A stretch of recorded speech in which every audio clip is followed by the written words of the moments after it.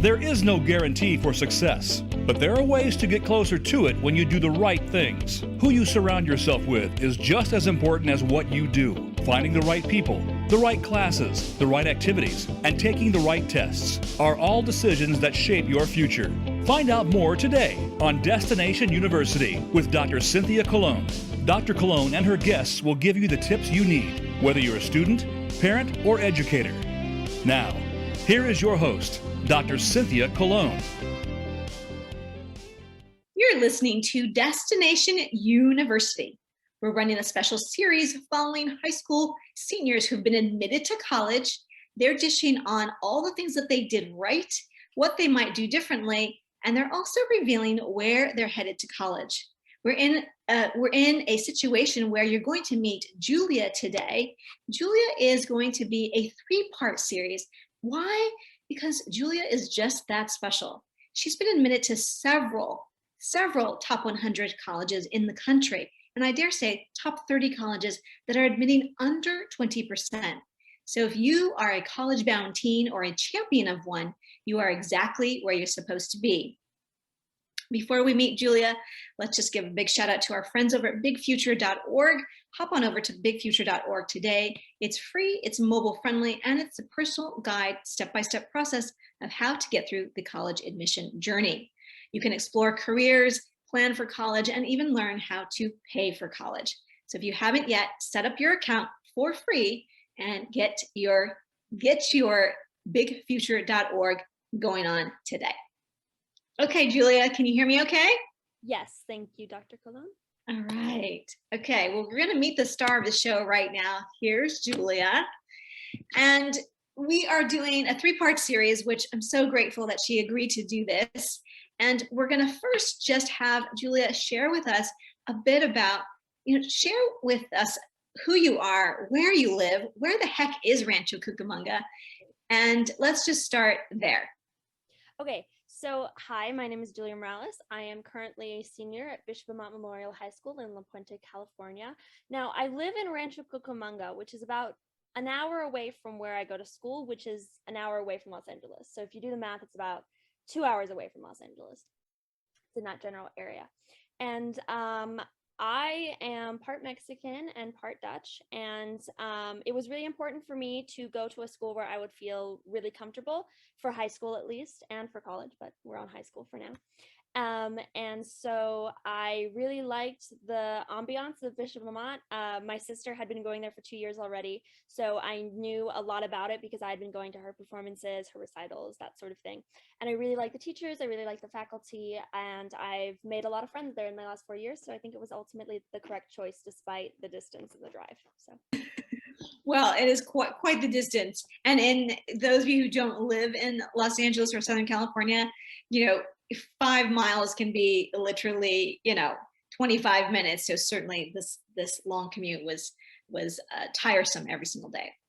Now, Julia, I'm curious to know if you knew did you have ideas of what you were looking for in a high school and that's why you chose Bishop Amat? And or did you have ideas of what you needed from a high school to be prepared for college? Right.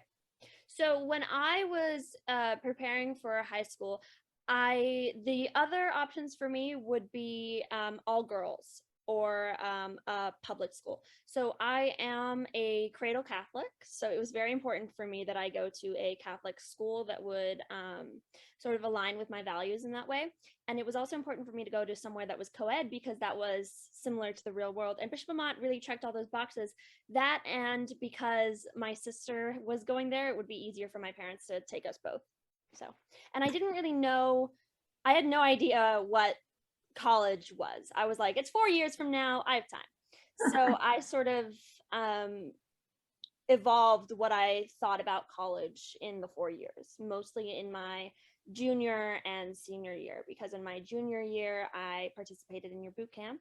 And that was also the COVID year, which means that I was sort of having a lot of spare time on my hands to sort of investigate and sort of learn more about the whole college process. Right.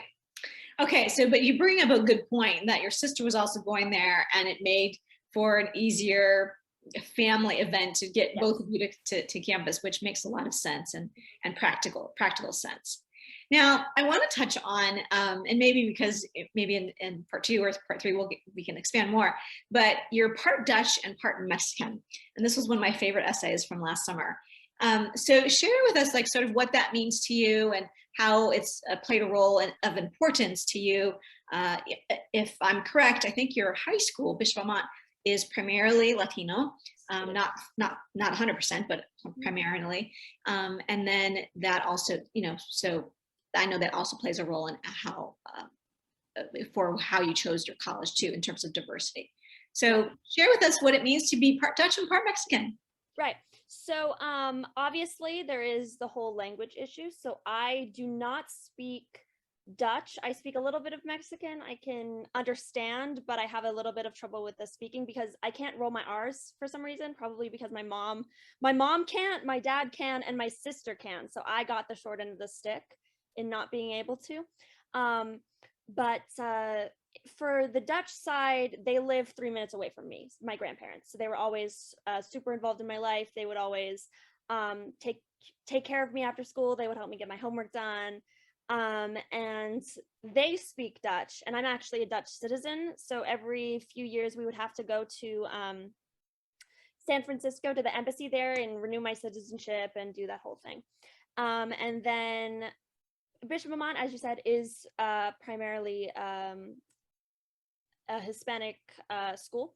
And so it was, because I had been going to majority white schools, and it was nice to be exposed to a lot of diversity as well, getting to meet all kinds of different people. That's very important to me because I think it's valuable to be exposed to different worldviews, different perspectives.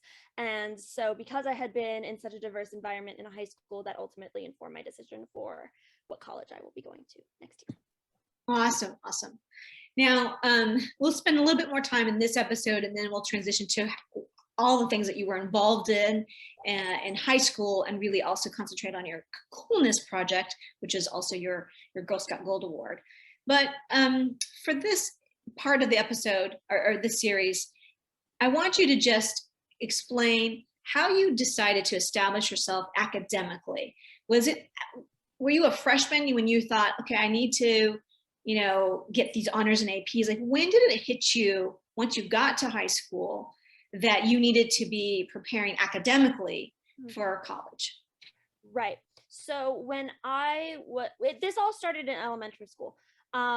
My parents and my sister are all very high achieving. So it was emphasized in my family that I would be needing to get a really good education and that I would need to work really, really hard in order to achieve that. So even from elementary school, I was working really hard. I was doing all-nighter studying, which you shouldn't be doing in elementary school, but I was, because I was an overachiever.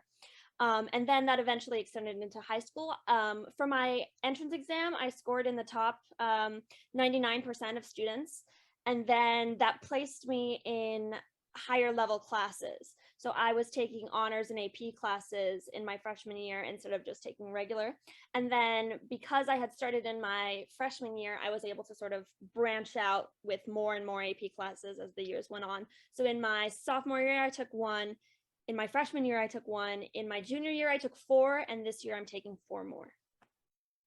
Well, it just establishes how important it is to even just lay the groundwork, right? We're always talking about setting yourself up for success. And the sooner you can establish yourself as an honor student in high school, then the rest just keeps rolling out. And your school has honors classes, AP classes, and IB, International Baccalaureate classes as well. Did you take any IB courses or just? No, I'm an AP kid at heart. Okay. All right. Yes.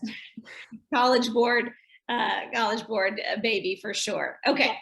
Great. All right. Anything, any suggestions, anything that you feel like in terms of academically or, even any kind of habits that you formed early on that you would pass on to those who are watching or listening as freshmen or sophomores? And then we'll wrap up this episode right now. Okay, so I think there are 3 main things that are really important. Thing one is staying organized. So keep a list of your assignments, keep a calendar when your tests are. That's really important. My school primarily uses Google Classroom. So that already did a whole bunch of that for me already. So they would have the classes, and then they would send me an email as soon as there was an assignment. And so I would keep a list of that. And then they had a inbuilt calendar of assignments that I would just have to click on and sort of see what my workload was. And thing two is balance. I know a lot of students are really, really concerned about college, especially with how competitive admissions are in these past decades. So I think it's really important that you take care of yourself as well, right? Because your academics aren't going to mean anything to you if you can't be performing at a level where you can execute that, right? So you need to make sure that you're taking care of you and that you are making sure that you're okay. Because if you're not okay, then nothing else matters, right? And thing number three is just sort of study things that you enjoy, right? Read books outside of school, because that's the sort of soft skills that colleges are looking for. And when you have a passion that you love and that you really enjoy, that's like the greatest thing ever. So that's my three things. Oh my goodness. Okay, so golden nuggets, 3 golden nuggets that she just laid out. If you have not been taking notes, that was it. So organization, balance, and doing something outside of school that you just love and are passionate about. And I can only imagine how much you needed to be organized because of your commute. So you, on the way in and on the way home, were you reading? I don't know if you were reading in the car. What were you doing to maximize even those minutes? Maybe you were just getting sleep. What were you doing in the car, on the car rides? So in the mornings, I would mostly sleep unless I had a test that day, in which case I would be doing emergency flashcard studying. I would be sitting there and like rattling off definitions, because I am an auditory learner. So I would sometimes have my sister just like sit there, and then I would explain the concepts to her because it would improve my own understanding of that. And then in the evenings, I couldn't really do anything of that because I was doing swim at the same time, and that ended at 8, which meant it was dark and I couldn't turn on the lights because that's unsafe in the car. So I would just like chat with my sister. That was really important bonding time for us, especially since both of us are involved in so many similar things. So. Okay, well, there you have it. Stay organized, keep balance, and do something that you love. So there you go. Okay, that's going to wrap us up for this episode, this part 1 of part 3. So hang tight. Let me wrap up, and then we'll be right back. Oh my goodness, I'm telling you. Okay, if this episode has in any way fueled your confidence or helped to build your dreams, please share this episode with 3 people in the next 30 minutes. Julia gives some great tips, so please do pass it along. Parents who are watching or listening, please join us in our Facebook group, Destination University, YOU University, because the destination is not university, the destination is you. Okay, that's going to wrap us up for part 1 of part 3. Be sure to tune in to all 3 parts for Julia. In part 2, we'll be talking about her coolness project. I explained to students that they need to have something that distinguishes them, something that makes them sort of stand out. And wait till you hear of not the one thing that she did, but several things that she did, including her love and passion for Egyptology and her Girl Scout Gold Award. She'll tell you all about those things in part 2. Okay, so wave goodbye. Bye, everyone. Thank you, and have a happy and sunny day. Bye for now.